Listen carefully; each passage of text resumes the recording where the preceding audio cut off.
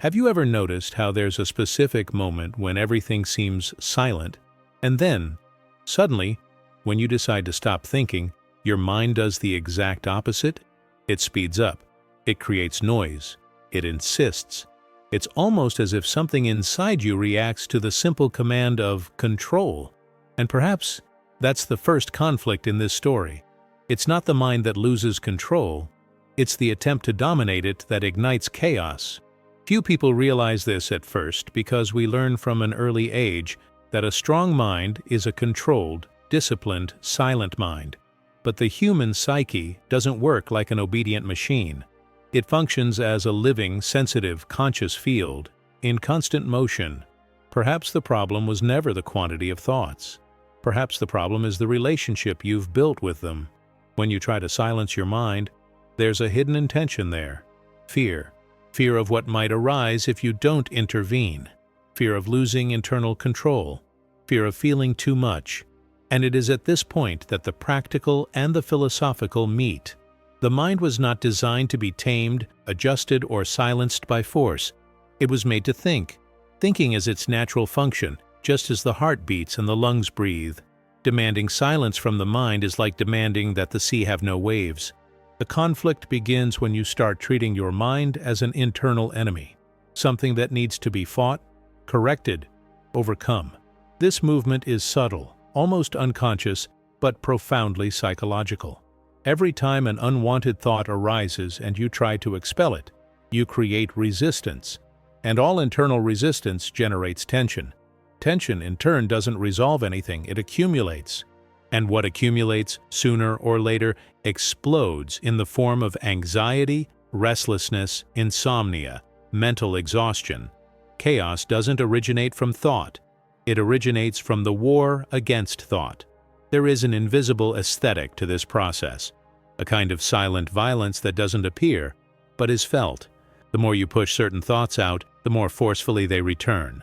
Like a ball pressed into water, no matter how hard you push, it always resurfaces, and resurfaces with an intensity proportional to the force you used. This is a simple, almost minimalist, but profoundly conscious principle. The mind responds to opposition with more activity. It responds to control with resistance. It responds to rigidity with noise. And then the illusion of mental discipline arises. The idea that controlling thoughts is a sign of psychological maturity. But in practice, the excessive desire for control doesn't stem from clarity. It stems from the fear of feeling, fear of looking inward without filters, fear of realizing that not everything is organized, linear, or beautiful. Control becomes an elegant disguise for inner insecurity, an aesthetic mechanism to hide existential discomfort. The desire for control, when observed honestly, is rarely strength. It is usually fragility trying to protect itself. Perhaps that's why so many people get frustrated with self-awareness practices. They start by trying to stop the mind, empty their thoughts, achieve silence. And the more they try, the further away that seems. The mistake isn't with the person. It's with the approach. It's with the logic. It's with the belief that the mind needs to be conquered in order for peace to exist. But what if that idea is reversed? What if what maintains the noise isn't the mind itself, but the way you relate to it? This question is uncomfortable. It provokes. It shatters expectations. Because if controlling makes things worse, resisting intensifies them. Fighting strengthens them. So what truly calms the mind?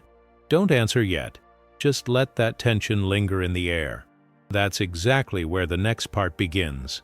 And this is where the paradox begins to reveal itself, silently, almost uncomfortably, because everything you've learned about mind, control, discipline, and inner strength begins to lose its meaning when observed more consciously. The mind doesn't calm down when pressured. It calms down when it is seen, not when it is commanded, but when it is perceived. There is something profoundly psychological, practical, and philosophical in this point. Observing is not agreeing. Observing is not following. Observing is not identifying. Observing is allowing the phenomenon to exist without interference. And that changes everything. When you observe a thought without trying to expel it, something curious happens.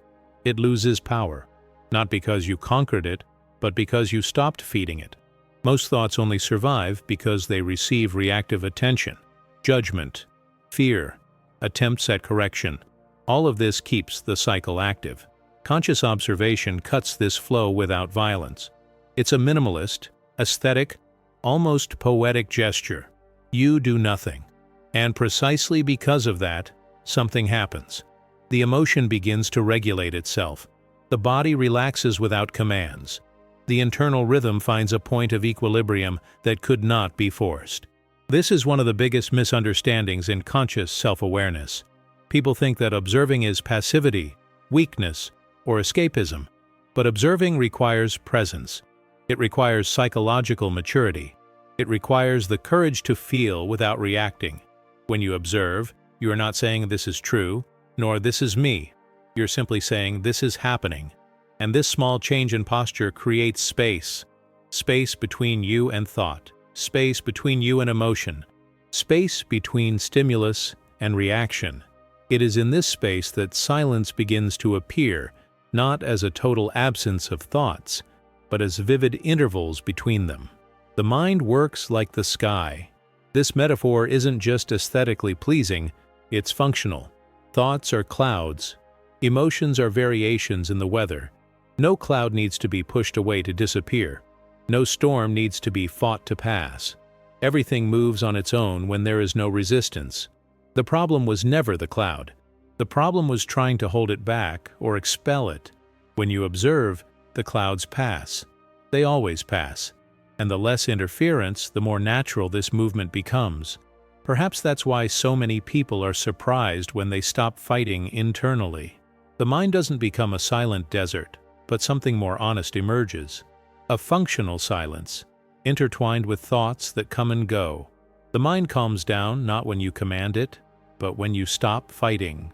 And this confronts everything the ego has learned about control, power, and identity, because allowing seems fragile, but it is profoundly conscious. It seems simple, but it requires internal training. It seems small, but it reorganizes the entire psychological experience. Perhaps the peace you seek lies not in control, but in permission, not in doing more, but in interfering less. Today, as you listen to this, try simply observing a thought arising, without correcting, without judging. Then tell me in the comments if this made sense.